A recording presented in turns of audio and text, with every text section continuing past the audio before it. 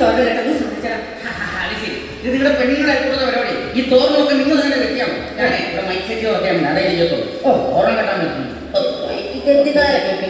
കുറെ പെണ്ണുങ്ങളുണ്ടല്ലോ ഇവിടെ. എടാ മതിയേ, എന്തുവാ എടാ നീ പോയി ആ പന്ത്രണ്ടാഴ്ച എല്ലാം ജമീനെ പോയി വിളിച്ചോണ്ട് വേണം. ഞാൻ വിളിക്കും. എവിടെ മാറ്റത്തെ എവിടെ പോയി കിടക്കുന്നോ? ശരിയാണ്. Hello hello hello hello hello വരാൻ വരാൻ വരാൻ വരാൻ. Hello hello hello hello.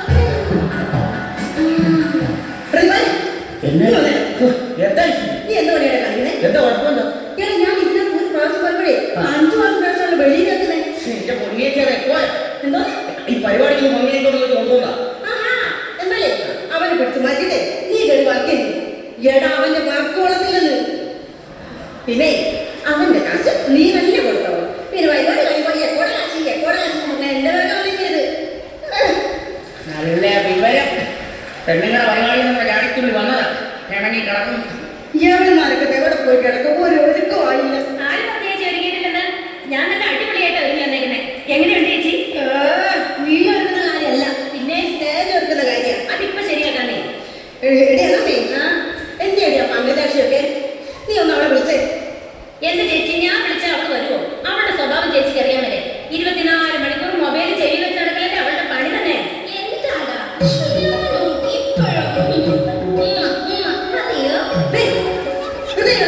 നീ ആരെയാണ് വിളിച്ചോണ്ടിരിക്കുന്നത്? ഓ അതൊരു റോങ് നമ്പർ ആയിരുന്നു. റോങ് നമ്പറൊക്കെ മണിക്കൂറുകളോട് വിളിക്കാൻ തുടങ്ങി. പങ്കജാക്ഷി, എനിക്ക് നിന്റെ ഈ സ്വഭാവം തീരെ പിടിക്കുന്നില്ല. ഞാൻ നിങ്ങളോട് പല പ്രാവശ്യം പറഞ്ഞിട്ടില്ല എന്നെ പങ്കജാക്ഷി പങ്കജാക്ഷി എന്നൊന്നും വിളിക്കുന്നതെന്ന്. പങ്കു സ്നേഹമുള്ളവരെ പങ്കീന്ന് വിളിക്കും. പക്ഷേ ഈ മുഖത്തിന് ചേരുന്ന പേരെ മങ്കീന്ന. ഇത് പൊക്ക മാത്രമേ ഉള്ളൂ. ഇതിന്റെ കൂടെ മെമ്പർ കടി വെച്ച മാല. അയ്യോ, ഇത് മെമ്പർ കടിയാനുള്ള മാലയെന്നാ? പിന്നെ ഞാൻ വിചാരിച്ചത് നമുക്കെല്ലാവർക്കും കൂടി തലേ ചൂടാനുള്ളതാണെന്ന്. തോന്നിയവന്മാരെക്കൊണ്ട് ഞാൻ തോറ്റു. എനിക്ക് മെമ്പർ എന്തെടുത്ത് കൊടുക്കും? 19 വയസ്സായി മെമ്പർക്ക് എന്താ ചേച്ചി മാല? മെമ്പർ ഉള്ള മാലയെ കിട്ടാൻ മതി. നിലവിളക്കണ്ടേ? അത് ചെമ്മില്ലാത്ത കൊണ്ടുവരാനാ പറഞ്ഞിരിക്കുന്നത്. എടി ചെവിയിലെ അവിടെ വർത്താനം പറഞ്ഞിരിക്കാത്ത വിളക്കിന് കൊണ്ടുപോകാം. ഒരു ഉദ്ഘാടനത്തിൽ പോലെ വിളക്ക് കൊടുത്താൽ നമ്മളെ കൊണ്ടാ വിളക്കെടുപ്പിക്കുന്നത്. വിളക്ക് എടുത്തി പറയാ ഒരു പാട്ട് വെക്കല. എടാ ഇവിടെ ഇങ്ങനെ ഒരു പരിപാടി നടത്തുന്ന നാട്ടുകാരൊന്നും അറിയട്ടടാ. ഇപ്പൊ അറിയിച്ചേക്കാം.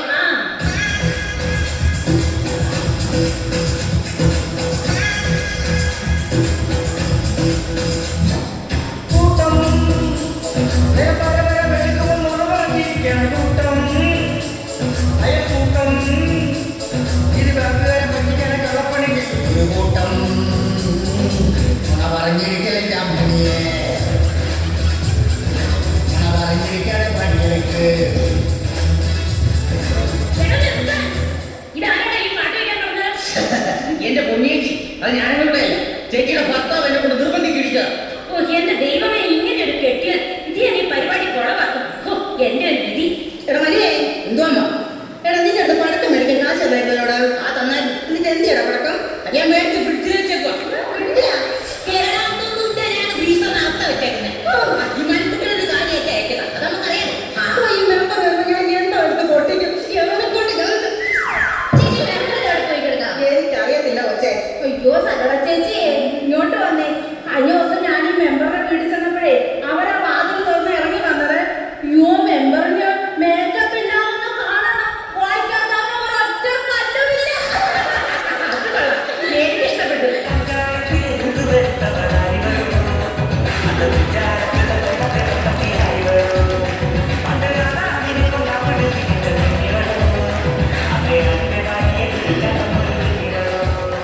എന്റെ മെമ്പറെ ഞാനിപ്പം മെമ്പറിന്റെ കാര്യം പറഞ്ഞതേ ഉള്ളൂ. എന്നെ അടിപൊളിയായിട്ട് ഒരുങ്ങി വന്നേക്കുന്നത്. എന്തൊരു കാമ മെമ്പറേതാ. പരമിച്ചു നല്ല മുറ്റമുട്ട് പോലെ ഇരിക്കുന്നത്. എന്താ മെമ്പറെ ഈ സൗന്ദര്യത്തിന്റെ ഒരു രഹസ്യം? ഒന്ന് പറഞ്ഞതാ. മെമ്പറെ ഈ തലമുടി എന്താ നമ്മുടെ വെളുത്തിരിക്കുന്നത്? അത് അരിപ്പൊടിക്ക് വെള്ളത്തിൽ പോയതാ. ധൈര്യം തന്നതാ. നീ എന്തെങ്കിലും പറഞ്ഞോ? അല്ല മെമ്പർക്ക് ഒന്നിനും സമയമില്ലെന്ന് പറയാം. പ്രിയമുള്ളവരെ, നമ്മുടെ ഈ ഒരുമ അയൽക്കൂട്ടത്തിന്റെ 10ാം വാർഷികത്തോടനുബന്ധിച്ച് നടത്തുന്ന പരിപാടിയുടെ ആത്മീയമായ പ്രാർത്ഥനാ ഗാനം ആലപിക്കുന്നത് ഈ അയൽക്കൂട്ടത്തിലെ അംഗങ്ങളാണ്. അവരെ ക്ഷണിച്ചു കൊടുക്കും. തൊഴിലിന്റെ പേരിൽ തരികിട, വില ചെയ്താലോ കൂലിയും തുച്ഛമാ.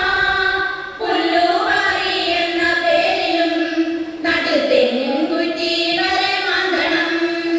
തൊഴിലിന്റെ പേരിൽ തരികിട, വില ചെയ്താലോ കൂലിയും തുച്ഛമാ.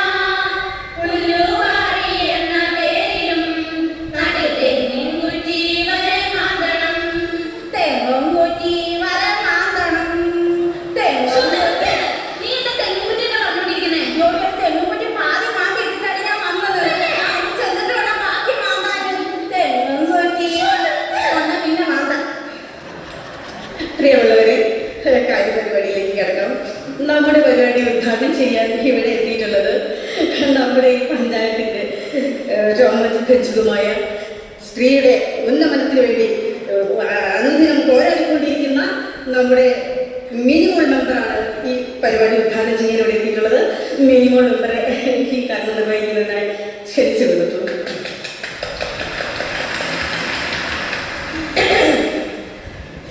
പ്രിയപ്പെട്ട നാട്ടുകാരെ, ഒരുമയെ കുറിച്ച് പറയുകയാണെങ്കിൽ അവർ ശരിക്കും ഒരു വീരന്മാർ തന്നെയാണ്. അല്ല, ഒരുമയുണ്ടെങ്കിൽ ഉറക്കപ്പുറത്ത് കിടക്കാൻ കഴിച്ചവരാണ് ഈ ഇരിക്കുന്നത് എല്ലാവരും. നമ്മളെ സമയം കൊണ്ടായിട്ടല്ല കേട്ടോ ഞാൻ ഈ പരിപാടി ഉദ്ഘാടനം ചെയ്തിട്ട്. പിന്നെ ഈ ഒരുമയിൽ അമ്മച്ചിമാരും ചേച്ചിമാരും വളരെ നിർബന്ധിച്ചത് മാത്രമാണ് ഞാൻ ഈ പരിപാടി ഉദ്ഘാടനം ചെയ്യാൻ നേട്ടത്. 18 വയസ്സായ നമ്മുടെ അമ്മച്ചിമാര് ഈ മൂന്നിൽ തന്ന ചെറുപ്പക്കാരി മേക്കപ്പെട്ടോട് ഒരുങ്ങിയിരുന്നേ വന്നേക്കൂല്ലേ പെണ്ണുള്ള ആരെ കുറിക്കുന്നതല്ലേ? നിങ്ങൾ തന്നെ ദേ, ഒരു വക തലയുടെ വർത്താനം എടുത്ത് പറഞ്ഞിട്ടില്ല. എന്റെ നേരെ കഴിച്ചുകൊണ്ടിരുന്നല്ല. കാര്യം ചൂണ്ടി നീ എന്താ ചെയ്യുക? ഈ സ്വഭാവം എനിക്കറിയില്ല. എന്ത് സ്വഭാവം നിനക്ക്?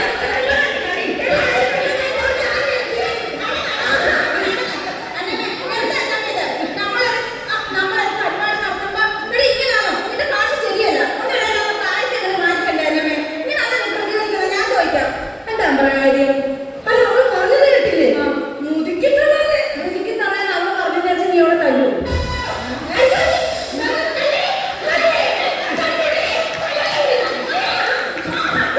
ഈ പരിപാടി ഉദ്ഘാടനം ചെയ്ത് എനിക്ക് തീരെ താല്പര്യമില്ല.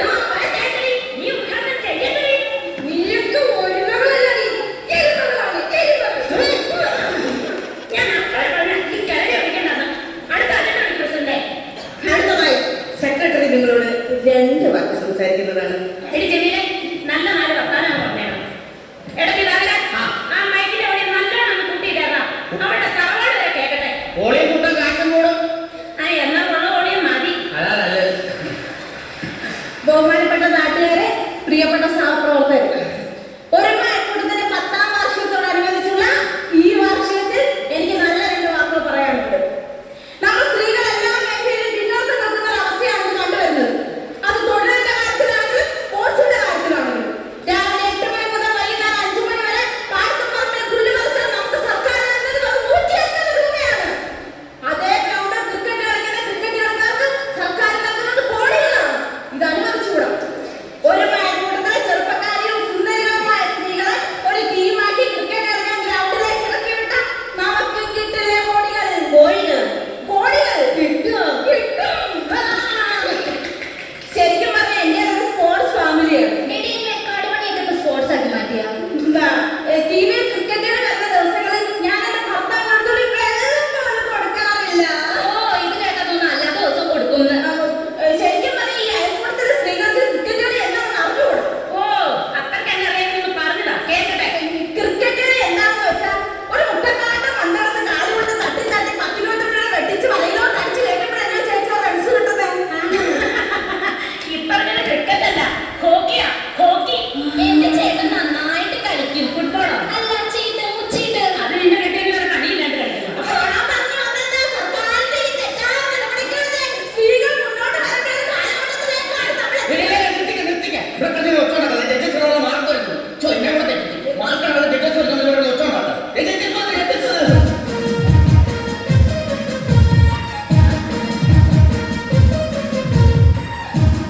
സാറേ, എന്റെ മോള് കളിക്കുന്നുണ്ടേ. രണ്ടാമത്തെ നല്ല മാർക്കിനോട്ടോ ഞാൻ സാറിന് വീട്ടിലേക്ക് വന്നോളാം കളിക്കുമ്പോ എന്നെ സ്വാഗതം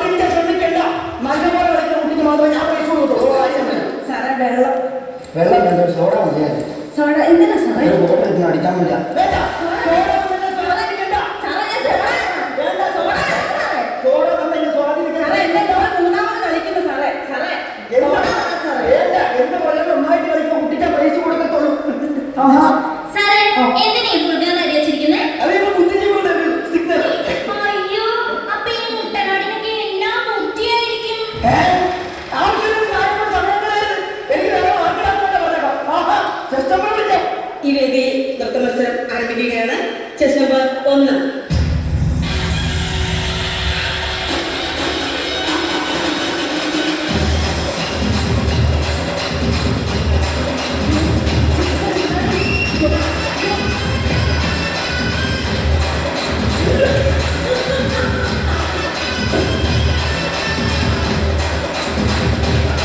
വേദിയിൽ ചെസ് 2.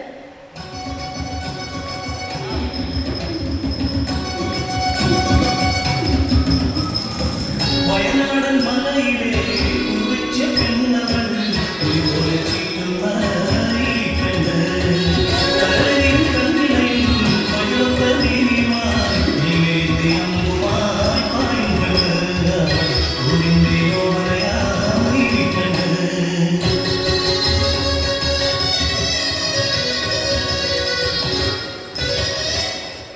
വേദിയിൽ ചെസ് നമ്പർ 3.